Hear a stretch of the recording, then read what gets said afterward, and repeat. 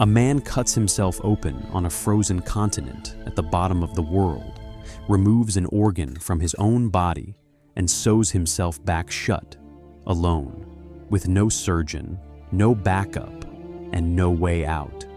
This is not fiction. This happened. And what he did in that room defies everything we think we know about human limits. The year is 1961. The Cold War is burning hot, and the Soviet Union has planted a research base called Novolazarevskaya deep in the Antarctic interior. It is one of the most isolated outposts on the planet.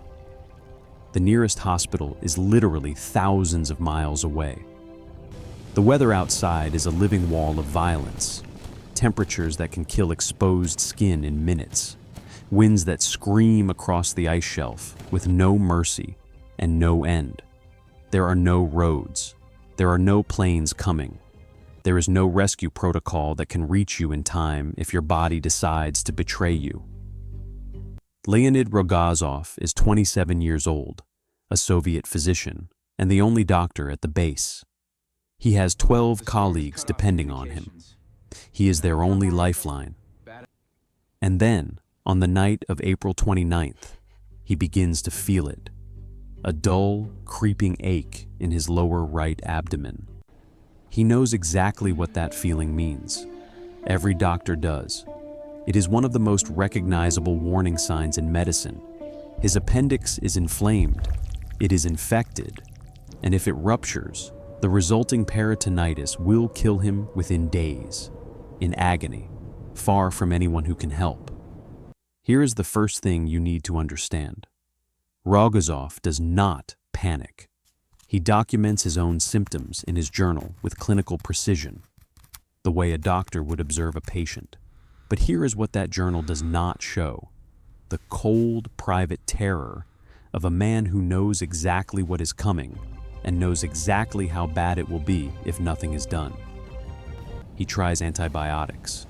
He tries rest. He monitors his own fever, his own pulse, his own white blood cell count in his head. None of it is working. The pain is escalating. The infection is spreading. By May 1st, Rogozov reaches a conclusion that most human beings will never have to face in their entire lives. He has to operate on himself. There is no other option. There is no one else. He is the surgeon, and he is also the patient, and somehow he has to be both at the same time. What happens next, and how he actually manages to stay conscious long enough to complete the operation, is something that will stop you cold. He prepares the operating room with quiet, methodical focus. He recruits 2 assistants, a meteorologist and a nurse, neither of whom has any surgical training beyond basic first aid.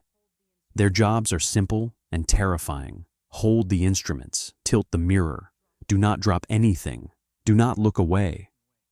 He positions a small mirror at an angle so he can see into his own body, though he later admits the reflection made everything appear reversed, which made the precision work brutally disorienting.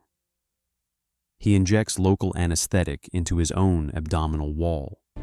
He picks up the scalpel. The room is silent except for the sound of the Antarctic wind howling against the walls of the base. That constant, indifferent roar of a continent that does not care whether you live or die. Rogozov makes the incision. He cuts into his own flesh through layers of skin and muscle, working by feel as much as by sight, because the mirror keeps betraying him with its reversed image. He is working at an awkward angle, his right arm reaching down and inward, his body twisted in a position that is the opposite of how a surgeon is trained to stand. The pain, even with local anesthetic, is present. He can feel pressure, resistance, the strange internal geography of his own body resisting him. Several times during the operation, Rogozov grows faint, the blood pressure drop, the stress, the sheer physical and psychological weight of what he is doing. It pulls at his consciousness like a current pulling at a swimmer. He pauses. He breathes. He rests for 45 seconds, maybe a minute, his eyes closed, his hands still, waiting for the darkness at the edges of his vision to pull back. Then he opens his eyes and keeps going. He works for nearly 2 hours. 2 hours of operating on himself in a freezing Antarctic research station with a reversed mirror and 2 terrified non-surgeons handing him instruments. He locates the appendix. It is already critically inflamed, right at the edge of rupture, the tissue angry and swollen, exactly as dangerous as he feared. He removes it. He sutures the wound. He closes the incision layer by layer, working backward through the same tissue he cut through, stitching himself closed with hands that are trembling from exhaustion, but still, somehow, precise enough to hold. And then it is over. Rogozov spends the next few days in bed, monitored by his colleagues, resting in the same base where the wind still hammers the walls and the ice still stretches forever in every direction. His fever breaks. The infection does not spread. The wound heals. Within 2 weeks, Leonid Rogozov is back on his feet, resuming his duties, continuing his research rotation. He does not ask to be evacuated. He does not leave Antarctica. He stays, finishes his assignment, and returns home at the end of the expedition, like a man who simply did what needed to be done. But here is what the story of his survival really tells us. The thing underneath the surgical skill and the Antarctic isolation and the 2-hour operation that should have been impossible. Rogozov did not survive because he was fearless. He survived because he refused to let fear make the decision for him. He felt every version of that terror.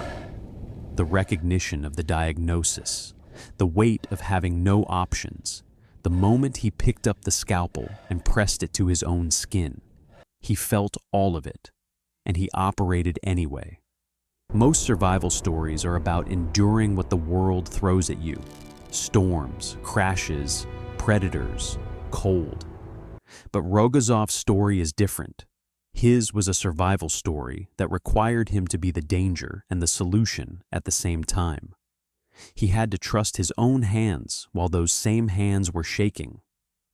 He had to stay calm inside a body that was actively trying to shut down. He had to see clearly through a mirror that showed him everything in reverse. The Antarctic base still stands today under a different name. The wind still screams across the ice shelf with no interest in human survival stories. But in one room of that original base, in 1961, a 27-year-old Soviet doctor proved something that no medical textbook has ever been able to properly contain. That the human will to survive is not a clean or comfortable thing. It is raw. It is methodical. It is trembling and precise all at once. And when the world gives you no exit and no rescue and no surgeon, sometimes you just have to become all three yourself.